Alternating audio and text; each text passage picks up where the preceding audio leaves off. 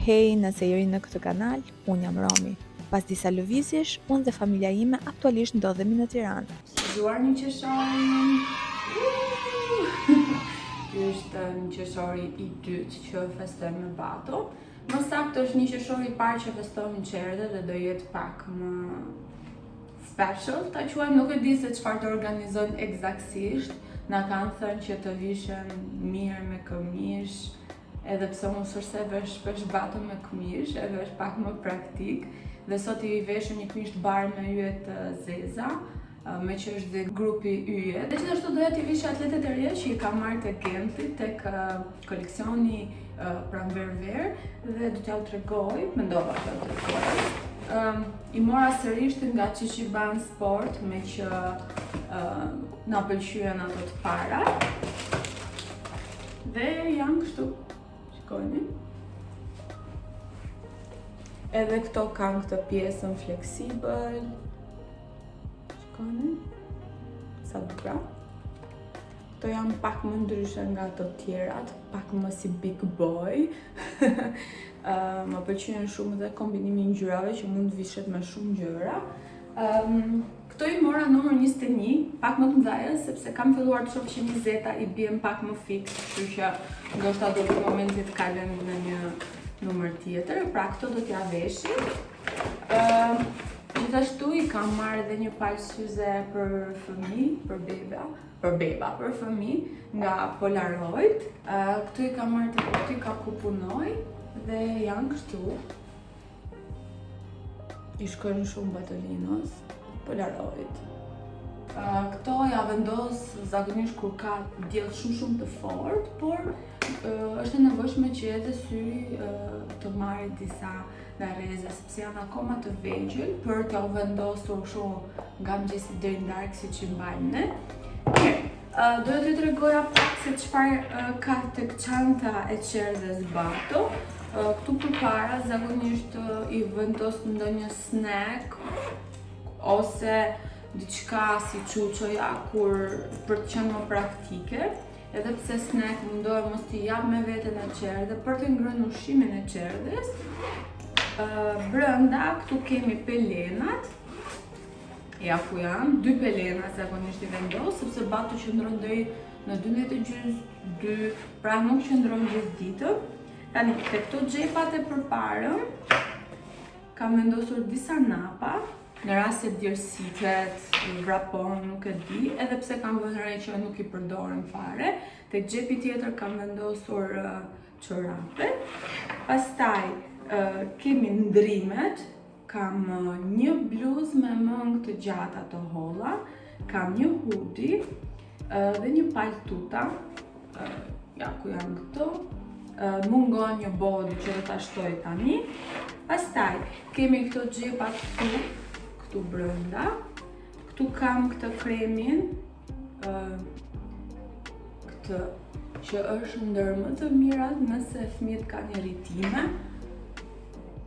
Nga pelena e të tjerë, kur kanë irritime flas, edhe pse Bato rrallë herë, por kishin përdorur një krem tjetër në Qerdë dhe e pash ishte bërë komplet pikat kuqe Bato, gjë që nuk ndodhte ndonjëherë në shtëpi, kështu që ja çova këtë. Pastaj këtu kam spray nazal, se me qyret dhe gjërat. Pastaj kam dhe kremin Soothing Cream nga Bamboo Nature për ndrimin e pelenave kur e ndrojmë shumë në përgjithësi. Kaq, mungojnë letrat e lagura sigurisht edhe body i brendshëm. Nuk i çoj ndrimet e tjera sepse tash Bato rrin gjysmë dite dhe zakonisht kam vënë re që nuk është se ndrojnë shpesh, vetëm në rast se lagen nga, nuk e di, pampersi, kam vënë re një herë ose kur është djersitur shumë.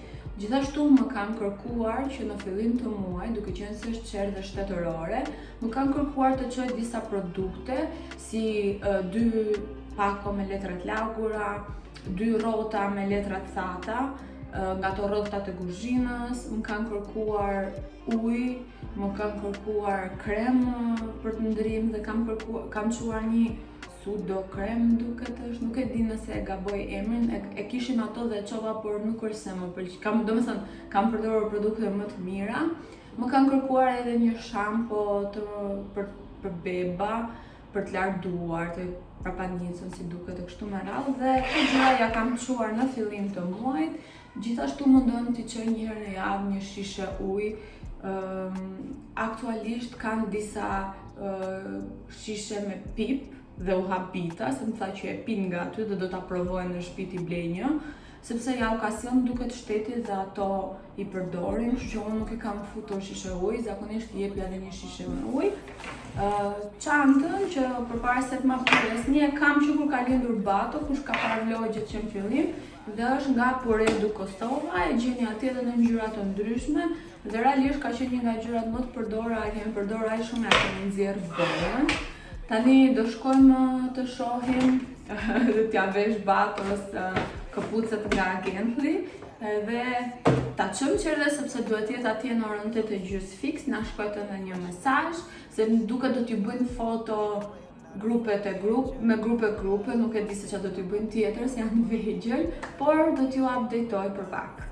Smiling at the clouds, I hope you see me. So tell me, are you proud? This ain't the hood, it's just some shit I need to get off my chest. Why do I still feel alone when I've been gracefully blessed? My uncle told me I'm the GOAT and I can't fail cause I'm next. Now knowing his words of encouragement actually got me stressed. This ain't the hood, this just some shit I need to get off my chest.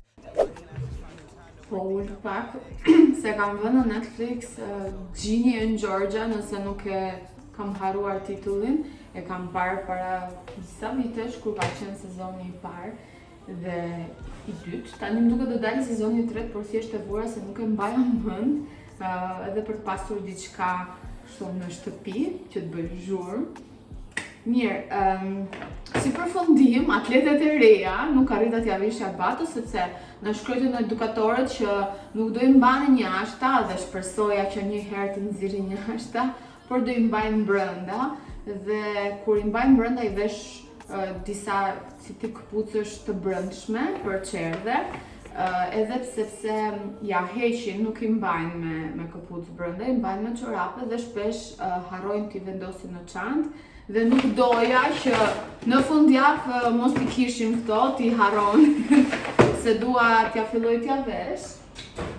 Jemi gjetur shumë mirë me këtë brandin dhe më bëhet qefi sepse gjithmonë është pak vështirë për këpucët e Batos, se ka këpucë shumë të bukura, shumë trendy, fashion, dhe gjitha gjërat, por problemi qëndron gjithmonë tek rehatia, tek fakti që janë këpucë të lehta, tek fleksibiliteti, pra që Bato mos i pengojnë zhvillimin, pra aty ishte thelbi. Ja dhe makina e Batos, ne këtë divanin shpesh vendosim gjërat nga që është komod kështu. Sot po mendoja të bëja një si tip banana bread, healthy, gjithmonë për Bato, nuk është se kam bërë ndonjëherë këtë recetën që do bëjmë sot.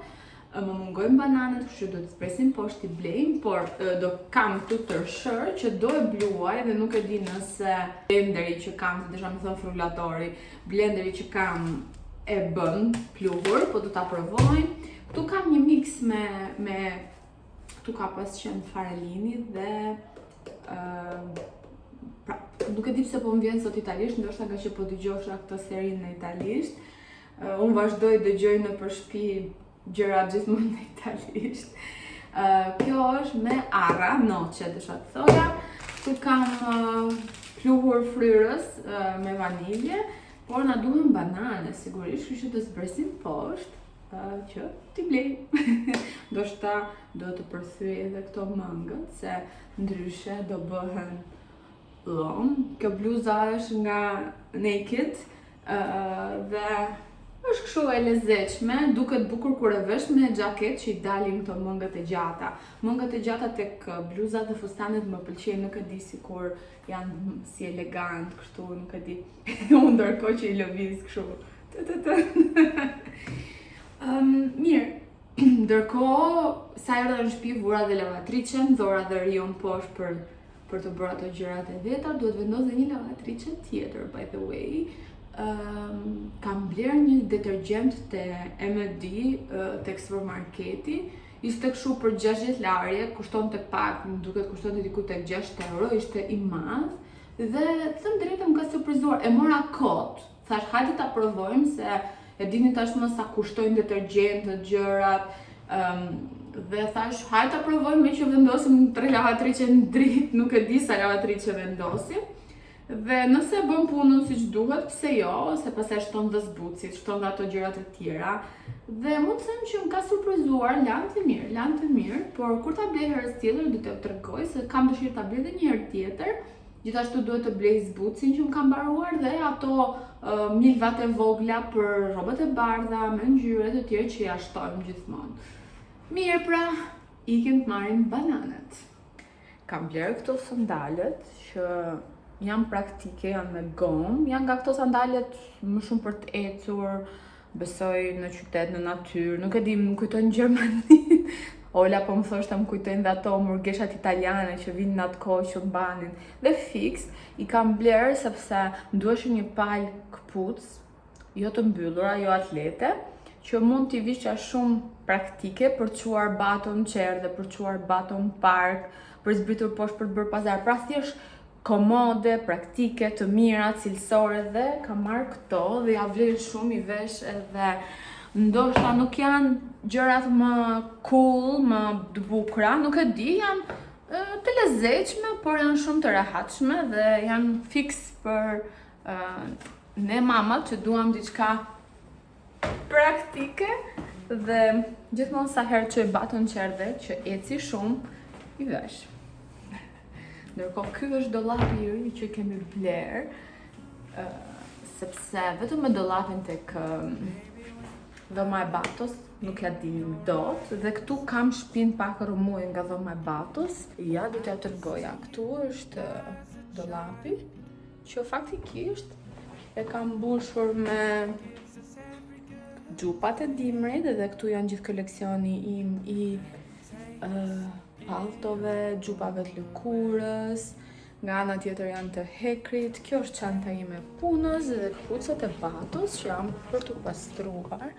Dhe këtu jemi tek dhoma, por do t'ju tregoj thjesht sa punë mbret sot dhe nesër me sistemimin e rrobave, se më që hapëm dollapin tani dhe ka pak hapësirë, do ta ndaj në mes gjysmë unë gjysmë hekri, finally, se për momentin aty si për i vendoste hekri dhe këtu poshtë i vendosja unë, dhe siç e shikoni, pjesa tjetër ishte mbushur me, aty kishim palto xhupa, aty në mes kishim peshqira çerçafe kështu më rrallë, dhe vetëm kaq.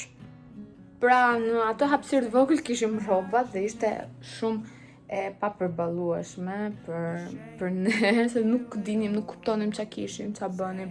Plus për vetë faktin që tani që kam filluar pak të dobësohem, më duhet edhe pak punë që të më futem dhe rrobat e fundit që akoma nuk kam arritur të rivesh pas shtatzanis, por që duhet të stërvitem pak më shumë, duhet të dedikoj pak më shumë kohë stërvitjes, është e vërtet, që të tonifikohem pak, se edhe mosha bën vetën nëse unë jam plak, por duhet kuptoni diçka që kur jeni në të 20-tat e juaja, mjafton 10 ditë, 2 javë, flas nëse nuk keni peshë shumë për të hequr dhe më njëherë dobësoni, tonifikoni. Kurse tani, sidomos mos i keni bërë dhe fëmijë, tonifikimi është pak më i vështirë.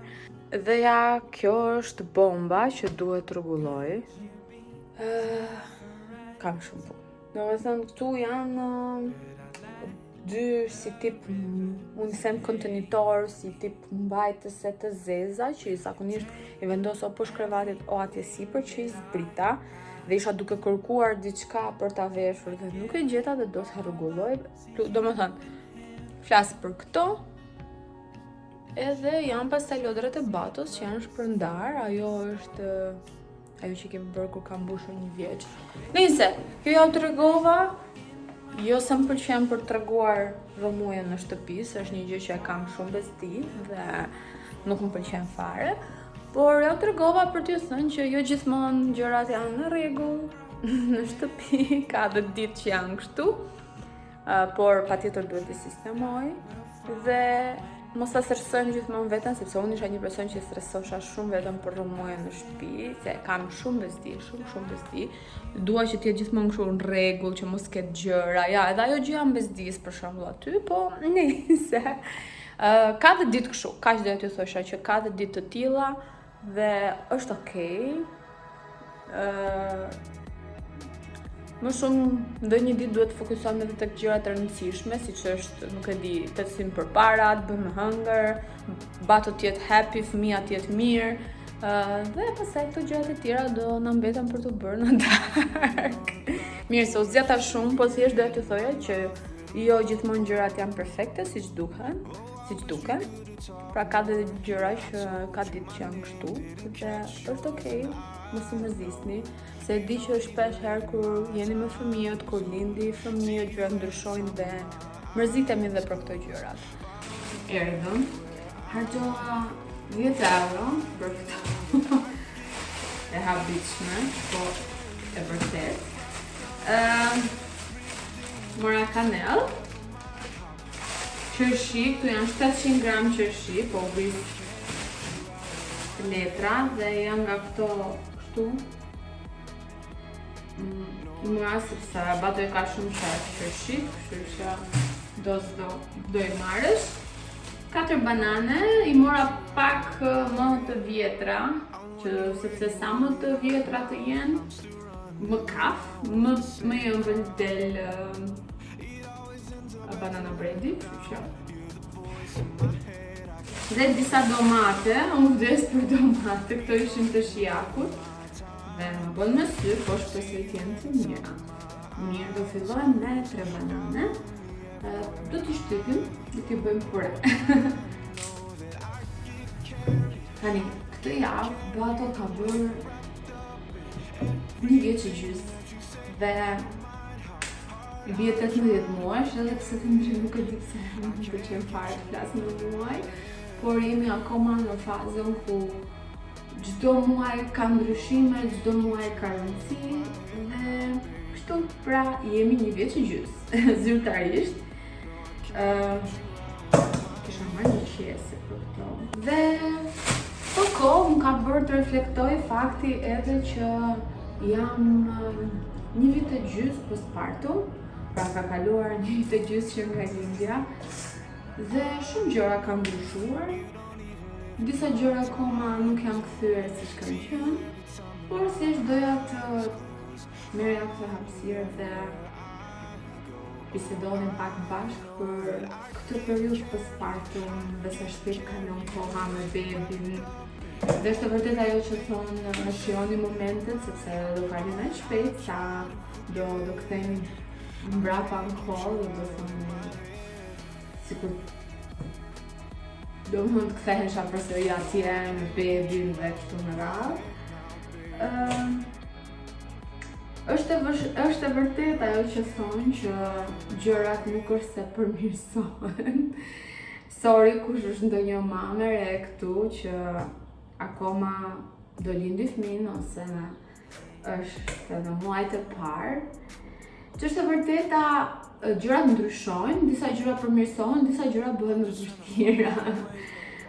Megjithatë, mendoj që muajt kalojnë dhe sikur gëzoni më shumë dhe shihoni më shumë fëmijën. Të paktën kjo është ajo që më ka ndodhur mua.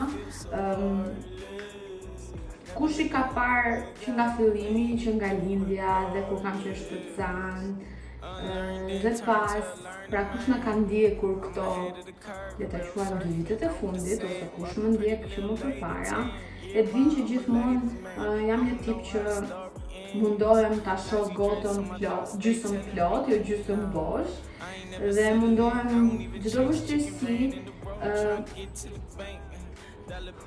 të shoh përpara.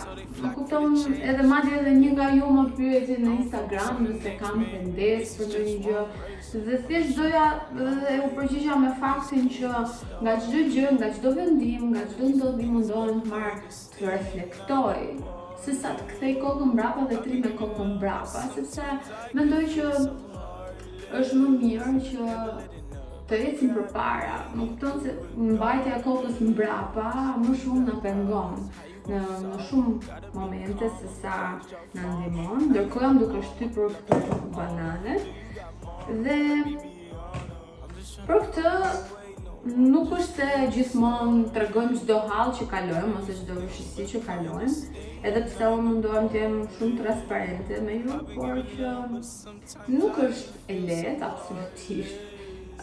Edhe pse mendoj që faza më e lehtë është momenti kur bebi është shumë i vogël, muajt e parë, dhe di që ndoshta disa nga ju do shokohen sepse mund t'jeni duke kaluar muajt e parë dhe jeni në vështirësi, por vështirësitë më të mëdha ndodhin në adaptimin e prindërve dhe sidomos të mamit, sepse janë në mes hormonet, janë në mes ndryshimit totalisht i jetës që nuk kthehet më siç ka qenë dhe nuk do kthehet më siç ka qenë.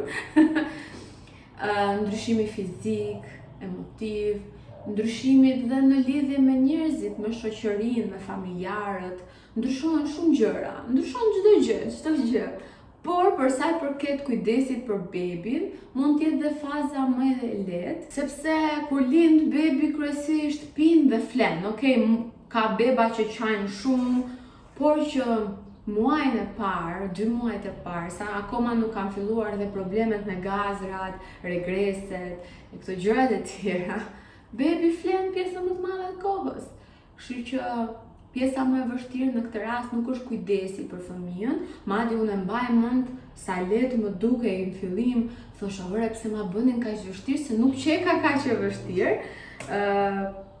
Por pjesa më e vështirë është ti si mam në këtë rol të ri, ti si partnere në këtë rol të ri, ti të marrëdhënie me njerëzit, me veten, ndryshimet hormonale, fizike, që nuk mbarojnë me aq.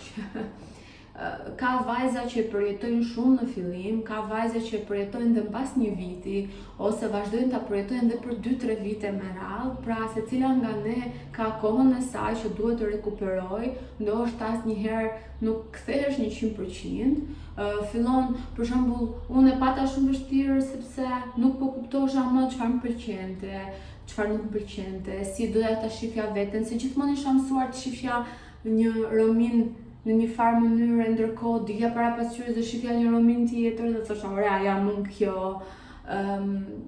Fakti që isha dhe larg, isha dhe vetëm, ju e mbani mend e dini që Bato ka lindur në Prishtinë dhe e kishte në punë dhe unë isha gjithkohës vetëm atje dhe mundohesha të dilja sa më shumë, që mos ta izoloja shumë veten, sepse edhe ndryshimi lidhje me punën.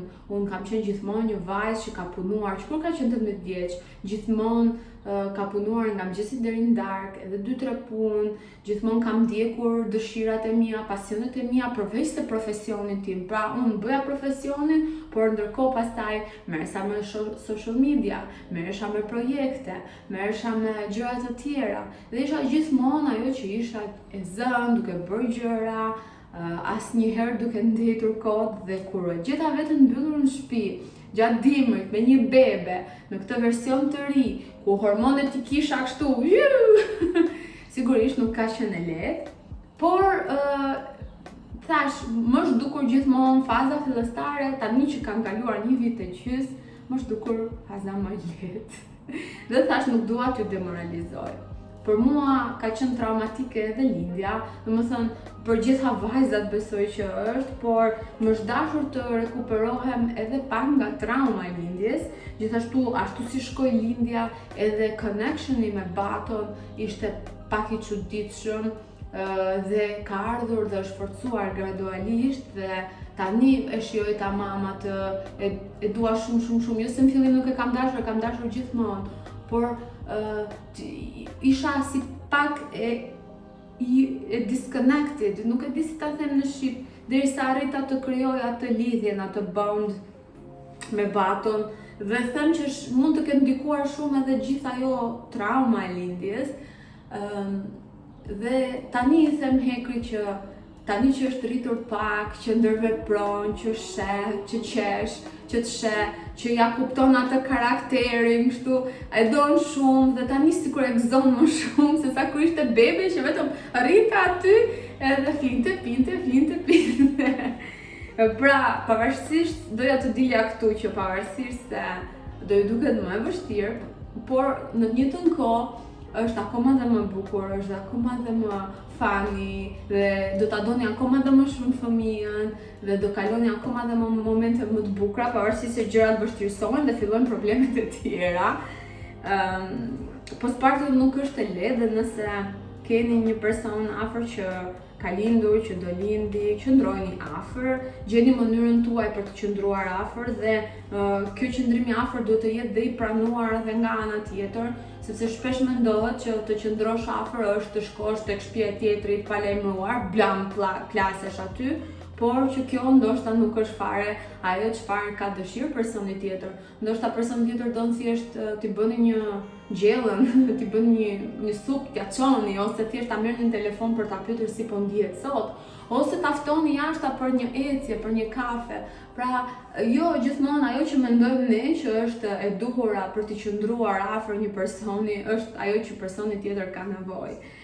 Pavarësisht kësaj, gjithë kësaj periudhe postpartum, unë mendoj që një pjesë shumë të vështirë e kam kaluar kur ishim duke u transferuar këtu dhe që u shkëputa dhe nga social mediat.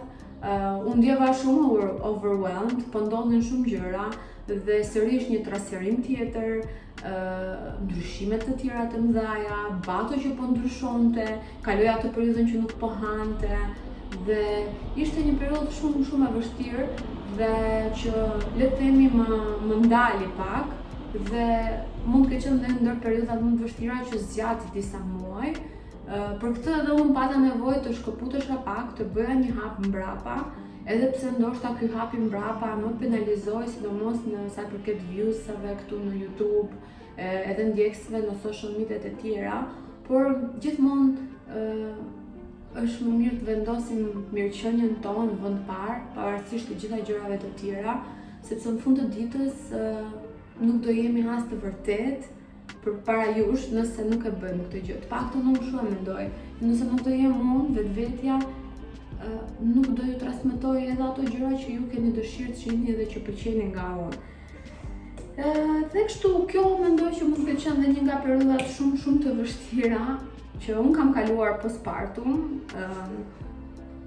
Nuk po kuptoja shumë gjëra, ndjesha shumë keq, por unë mundova që ta kaloj dhe atë fazë dhe mund të them që tani sikur gjërat janë më të sistemuara. Për këtë jam edhe rikthyer sigurisht. Nuk do të thotë që s'ka vështirësi, ka shumë vështirësi. Ne vazhdojmë akoma të kemi vështirësi me çerdhen, sot e lash batën dhe prap çau kur e lash. Unë shkoja marrë çdo ditë në orën 12:30, në 2 varë, sot do shkoj në 12:30 dhe nuk e pash një ditë pa lot në sy dhe nuk e keni idenë se sa vështirë është ta shohësh fëmin tënd që nuk e ka qef, nuk e di çfarë gjëje nuk funksionon. Kemi provuar 2 çerdhe dhe sa që diskutova me Hekrin që do këllim dhe verën kaloj, sepse vera ndoshta do ta çojmë vetëm që ai të mësohet që shkon diku, shkon në një çerdhe, pra ta ketë si rutinë, por sigurisht nuk do ta lëm gjatë, sepse edhe mami do marrë pushime dhe taksirati asaj dhe këtë herë do na ndihmojë me baton. Sigurisht do shkoj disa ditë në det, pra do ketë aktivitete dhe nuk do jetë aq e rëndë situata, por që ndërkohë jemi duke menduar se si do veprojmë me çerdhen. Kam folur me drejtoreshën dhe më ka thënë që duke qenë se çerdhja është e re, është shtetërore, por do riorganizojnë grupet këtë verë me regjistrimet e reja dhe do shtohen dhe edukatorët dhe do fillojnë dhe aktivitetet. Tani nuk e di, kam dëgjuar shumë fjalë mira për çerdhen e shtetit. Personalisht nuk është një nga eksperiencat më të mira në sensin që ato mundohen shumë, por e shoh që diçka o bato nuk është tipi i çerdhes, ose kjo çerdhja nuk e di, kam përshtypjen që bato mërzitet më shumë si bored, gets bored, se nuk di si ta them në shqip. Më shumë e ka që mërzitet se s'ka çfarë të bëj. Madje dje Hekri e la në çerdhe, unë po e prisja jashta dhe dje ishte grupi të mëdhejve, se si duket edukatorët ishin mungonin, nuk e di, ishte grupi të mëdhejve që po u priste tek dhoma e batos, pra do bashkonin 2 grupet për 1 orë derisa të vinin edukatorët për turnin tjetër. Dhe tha Hekri që menjëherë ishte shumë i kureshtar ndaj bebave më të mëdhej dhe shkoi aty dhe as e pa fare Hekrin, por shkoi aty të studionte, të rrinte mes fëmijëve më të mëdhej dhe thjesht ndoshta bato ka dëshirë të rri me fëmijë më të mëdhej, nuk e di. Pra, po mundohem të të mendoj të gjitha arsyet e mundshme pse Batu nuk po përshtatet shumë në qerdhe. Anyway, këto doja të thoja që çdo fazë ka vështirësi shumë të mëdha, ka vështirësi si mos adaptimi i fëmijëve, ka frikra të ndryshme, siç lidhen me vaksinimin, me ushqimin, a do flasi, a do eci, apo zhvillohet siç duhet, apo i mungon diçka, sepse jemi gjithmonë aty që pyesim veten apo bëjmë punën e duhur apo jo me fëmijët tanë. Por që merreni me qetësi dhe shijoni çdo moment, çdo ditë, çdo fazë. Është e vërtetë që tani që kohët dhe muajt kalojnë, kthehemi mbrapsht dhe themi, ore, sa bukur ka qenë, sa lehtë ka qenë, sikur të kthesha edhe një herë, ta kisha ashtu të vogël. Dhe koha kalon shumë shpejt, kështu që edhe ju do bëheni më mirë. Jam shumë e sigurt, thjesht edhe në rastin tuaj jepini kohë vetes dhe në rast se nuk arrini dot të dilni nga situata, kërkoni ndihmë. Nuk është turp të kërkojmë ndihmë, nuk e di pse është gjithmonë tabu lidhja që është me fëmijën, postpartumi, lindja. Nuk e di pse është kaq tabu akoma, si në Shqipëri, si në Kosovë. Nuk e di pse është normale që çdo lindje të jetë traumatike. Nuk e di pse është normale që gruaja të heshti nëse po kalon periudha të vështira postpartumi, depresioni e kështu gjërash me radhë. Nuk e di pse është normale që të kesh vështirësi me rritjen e fëmijës dhe mos ta thosh sepse prindrit tanë, gjyshrit tanë s'kishin këto gjëra dhe i rrisnin më kollaj. Jo, nuk mendoj, çdo fazë, çdo kohë, periudhë kam patur vështirësitë e veta, siç kemi edhe ne vështirësitë tona. Kohët kanë ndryshuar dhe ndoshta më përpara ka qenë një periudhë më ignorante ku njerëzit nuk njihnin shumë gjëra dhe nuk dinin shumë gjëra dhe prandaj ndoshta dukej më e lehtë rritja e fëmijëve, por besoni që sa më shumë lexojmë, dhe kjo ndërkohë u poq, dhe sa më shumë lexojmë dhe sa më shumë informohemi, gjërat bëhen më të vështira. E them kjo ka qenë dhe një Batu rritet dhe rritem dhe unë si prind, sigurisht, ndryshoj dhe unë si person dhe reflektoj shumë. Dhe ka qenë dhe një periudhë reflektive shumë për sa i përket prindërimit dhe duke dëgjuar njerëzit këto kohë si duan të jenë, çfarë duan të bëjnë, duke parë sjelljet e njerëzve, thjesht e di, shpresoj që një ditë Batu kur të rritet të jetë empatik dhe mos të jetë një person arrogant. Kohët e fundit vëre shumë arrogancë këtu dhe nuk e di, më bezdis shumë kjo gjë dhe shpresoj që Batu mos të jetë arrogant, por të jetë empatik, të jetë njëri që e thot fjalën e mirë, që sillet me edukat, dhe që mos ketë këtë dëshirën të iki nga Shqipëria, nga halli. Unë kam ikur kur kam qenë 18 vjeç, por kam ikur për një studim më të mirë. Nuk e kam pasur asnjëherë atë idenë e ikjes, të iki të shpëtoj, të iki për më mirë, të iki se këtu vendi nuk bëhet. Edhe besoni, ne gjithmonë kemi qenë një familje shumë e thjeshtë, dhe jemi një familje e thjeshtë, ku të gjithë ne punojmë, pavarësisht se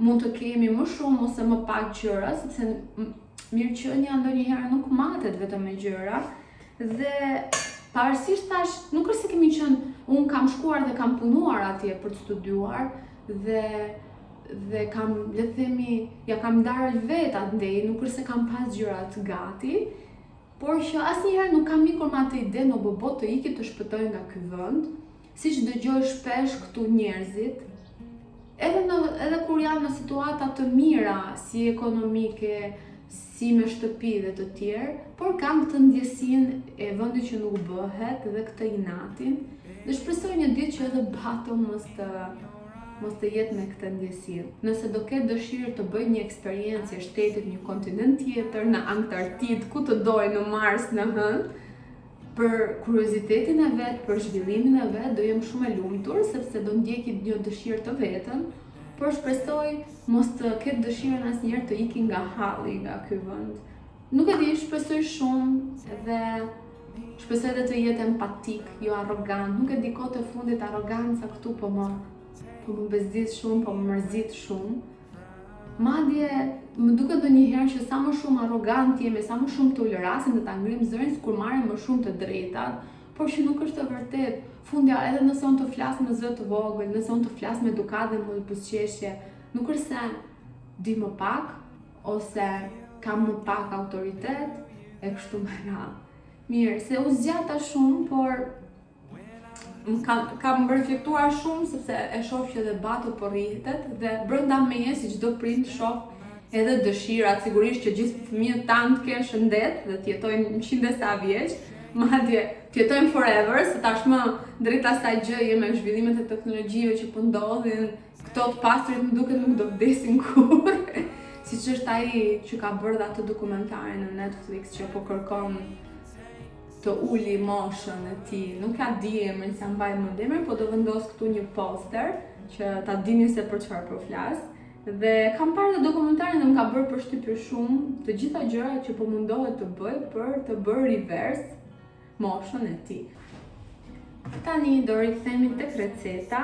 Do shtojmë 2 vezë. Unë akoma nuk e kam rregulluar peshoren, sepse kam shkuar sërish tek Rosmani dhe sërish nuk e kam gjetur, e kam gjetur në mungesë. Pra lëm këtu telefonin. Pastaj pa kanel. Kanelën e kemi shumë qef, kështu që përdova të marr gërshërën, ja futa me dhëmbë dhe pastaj thot do shtoni pak ekstrakt vanilje, por unë e kam këtu bashkë me të flyrsin, pra është flyrës plus vanilje. Thot 20 gram arra, që unë do shtoj këtë mixin këtu.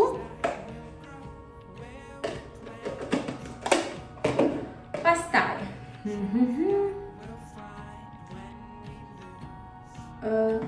fryrësin do ta shtoj pak para se të shtoj mielin. Mirë, edhe një herë, 3 banane i futëm, 2 vezë, 1 lugë të vogël çaji ose të vogël kafeje kanellë, 2 lugë thot vaj kokosi ose vaj ulliri. Unë nuk kam vaj kokosi për momentin, kështu që do t'i shtoj vaj ulliri dhe shpresojmë mos të ndihet shumë aroma. Nuk e di pse aroma e vajt të ullirit në ëmbëlsirë nuk më pëlqen shumë, po të shpresojmë që nuk do ndihet.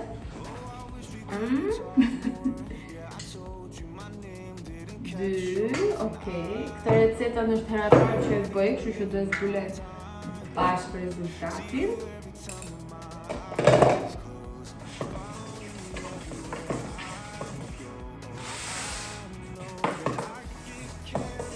Okej, edhe vajin e shtuan.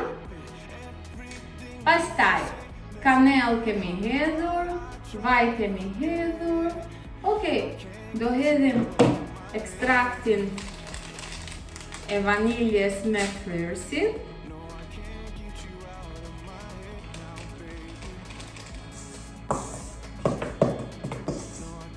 Mirë, kjo receta nuk pas ka mjalt dhe nuk ka sheqer, kështu që nëse ja keni provuar të gjitha përbërësit, pra kujdesni me arrat se mund të krijojnë alergji.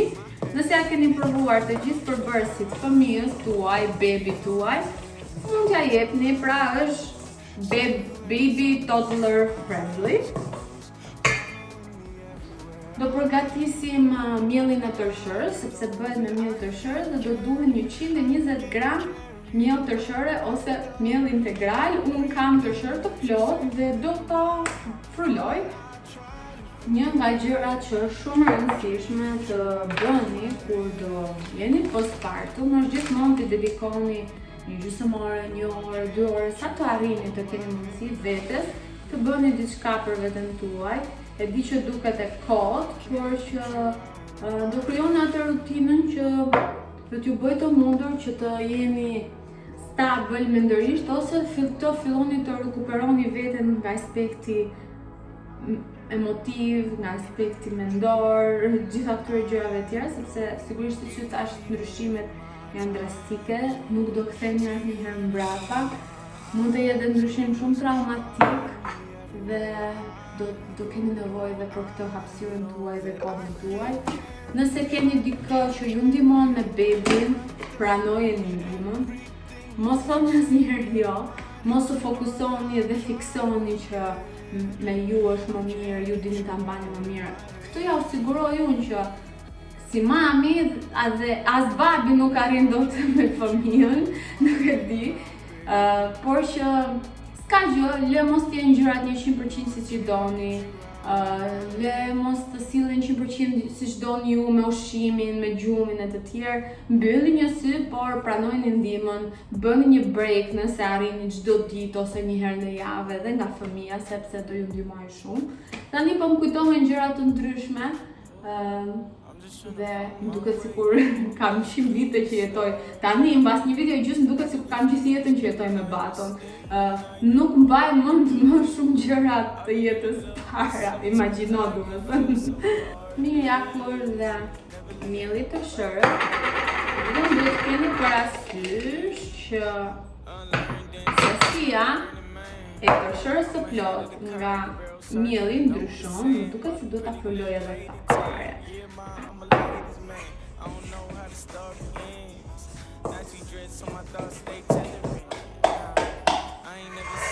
Si përfundim e përdora të gjithën, pak me sy, por ju duhet ta bëni me gramatur, 180 gram.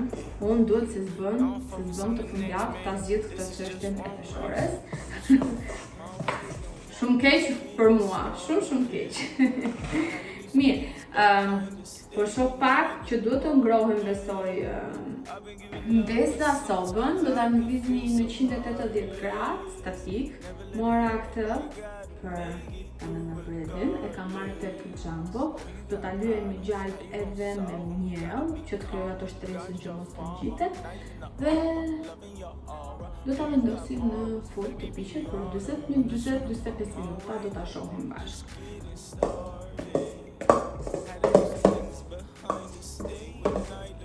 Ja, ku e kemi gati për ta futur në furrë.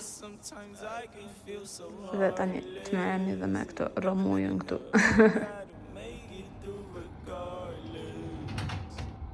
Ja, me në sfond lavastoviljen,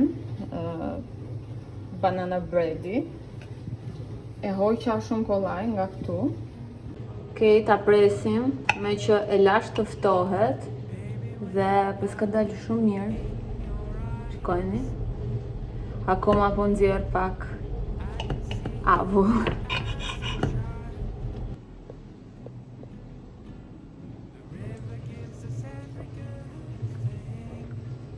Pas ka dalë jami, jo shumë i ëmbël, po as shumë i kripur. Dhe super healthy. Dhe ja vlen shumë e mirë. Thjesht, healthy, nëse keni dëshirë mund të shtoni ndonjë marmalat të bërë vetë, nëse doni pak më të ëmbël, por për mendimin tim është më se mjaftueshme, edhe nëse jeni me dietë, edhe për fëmijët. Kështu që u aprovua kjo receta, tani do ikim të marrim batolinën. Aty do bëhet një festivali Kind Music. Dhe janë duke bërë provat e fonis me qa po kuptoj. Kanë vënë muzikën e Sade dhe po bëjmë provat e fonis. Nesër do jetë koncerti, festivali, pritet që t'jetë big, edhe pse informacioni online është jo i mirë. Ne nuk e dim akoma nëse do ikim apo jo, sepse për momentin nuk i kemi gjetur bileta. Dhe ikim të Bato, sot ishim veshur të gjithë me këmish, djemt flas, edhe më bëri shumë përshtypje. Ishin gjithë si burrat vegjël me këmisha, me kështu xhile. edhe të gjithë si burra të vegjël. Ne jemi mësuar shumë nga që baton e veshim shumë sportiv, edhe pse zhgryhet bëhet, dhe na u dukën gjithë kështu. Fotos kemi marrë akoma nga festa dhe do shohim se si ja ka kaluar. Ja bluza e grupit të Batos, yjet. Fëmijët vazhdojnë bëjnë foto këtu tek hyrja e Kopstit me këto zbukurimet, me këto banerat. Kam bërë kapele, këto grupet më të mëdhaja, kurora, e kështu me radhë, fest me pak fjalë. Ja dhe ky këndi që kam bërë këtu.